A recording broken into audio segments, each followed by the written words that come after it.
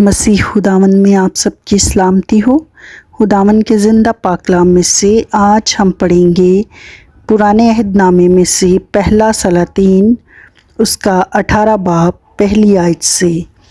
اور ایلیا تشبی جو جلاد کے پردیسیوں میں سے تھا اخیاب سے کہا کہ خداوند اسرائیل کے خدا کی حیات کی قسم جس کے سامنے میں کھڑا ہوں، ان برسوں میں نہ اوس پڑے گی نہ می برسے گا جب تک میں نہ کہوں۔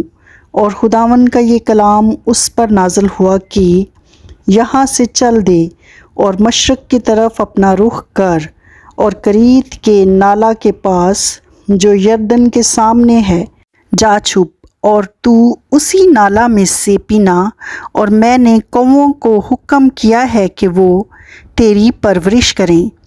سو اس نے جا کر خداوند کے کلام کے مطابق کیا، کیونکہ وہ گیا اور کریت کے نالہ کے پاس جو یردن کے سامنے ہے رہنے لگا، اور کوے اس کے لیے صبح کو روٹی اور گوشت اور شام کو بھی روٹی اور گوشت لاتے تھے، اور وہ اس نالہ میں سے پیا کرتا تھا۔